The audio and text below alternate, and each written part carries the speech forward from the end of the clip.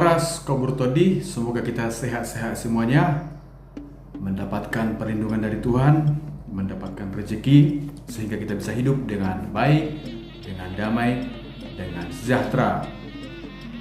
Materi kita pada kali ini ialah Allah mendekati kita manusia.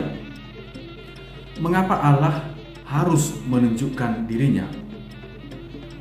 Saudara sekalian, dengan menggunakan akal budi, manusia dapat mengetahui bahwa Allah itu ada. Namun, bukan pengetahuan tentang Allah yang senyatanya. Karena Allah sangat mencintai manusia, maka Dia menyingkapkan dirinya. Jadi, Allah mau menjumpai, mendatangi manusia dari kebebasannya semata-mata atau hanya karena Dia mencintai kita. Sesungguhnya Allah tidak harus menyingkapkan atau membukakan atau menunjukkan dirinya kepada kita, tapi Allah melakukannya sekali lagi karena kasih. Demikian juga dengan kita.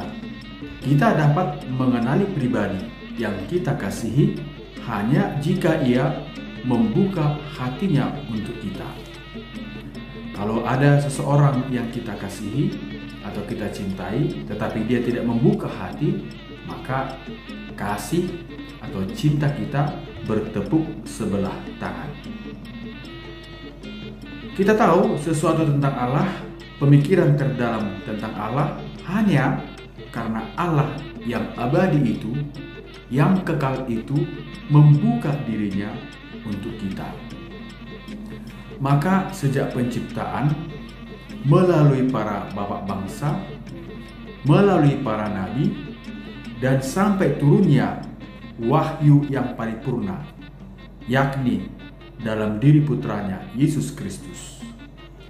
Di dalam putranya Allah mencurahkan hatinya dan membuat Kristus nyata tampak bagi kita. Maka Allah yang sungguh agung itu, yang sungguh mulia itu, dapat menunjukkan dirinya dengan paripurna dalam diri putranya Tuhan Yesus, yakni firman yang menjadi manusia seperti kita, menjadi daging. Maka karena ia menjadi manusia, Allah dalam diri Yesus mencurahkan hatinya, cintanya, kasihnya kepada kita.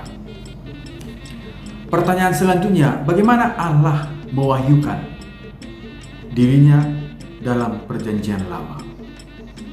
Allah mewahyukan dirinya dalam perjanjian lama sebagai Allah yang menciptakan dunia atas dasar cinta kasih dan yang tetap setia kepada manusia, bahkan ketika manusia menjauhkan diri dari Dia saat jatuh ke dalam dosa.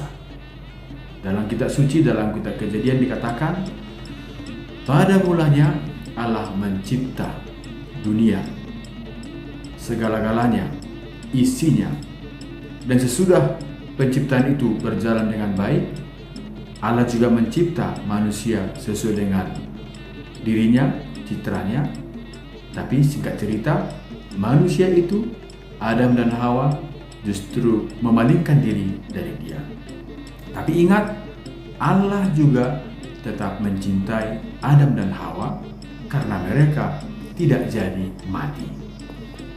Saudara sekalian, Allah menghendaki agar manusia mengalami dirinya dalam sejarah, dalam hidup kita. Kita lihat dengan Nabi Nuh, Allah membuat perjanjian untuk menyelamatkan semua yang hidup. Allah juga memanggil Abraham dan membuatnya menjadi bapa dari banyak bangsa. Dikutip dari Kejadian pasal 17 ayat 5. Dan memberkati seluruh keluarga di bumi.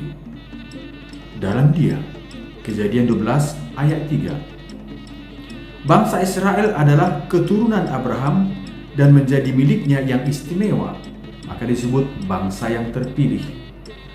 Kepada Musa Allah memperkenalkan diri menggunakan nama Yahweh atau Aku adalah Aku.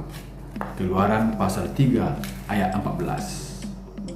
Allah membebaskan Israel dari perbudakan di Mesir, membuat perjanjian di Gunung Sinai, dan melalui Musa Ia memberi hukum, yakni kasih kepada Allah dan kasih kepada sesama manusia.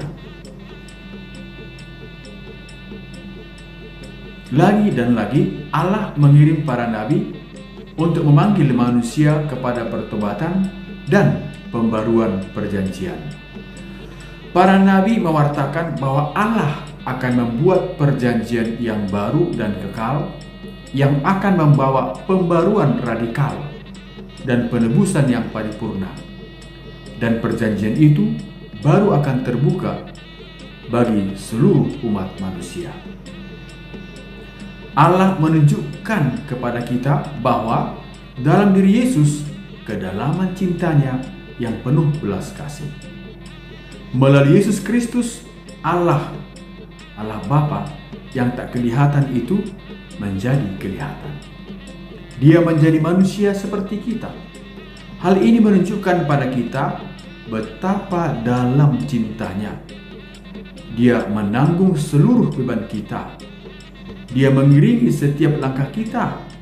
Dia mendampingi ketika kita ditinggalkan, ketika kita menderita, ketika kita takut menghadapi kematian, dan juga mendampingi ketika kita tidak bisa melangkah lebih jauh lagi.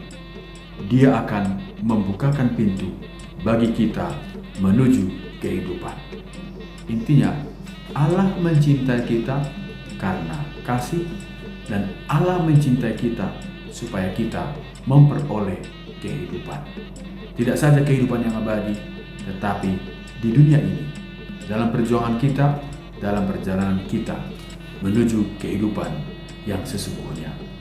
Horas salam kebertodi, Tuhan memberkati. Shalom.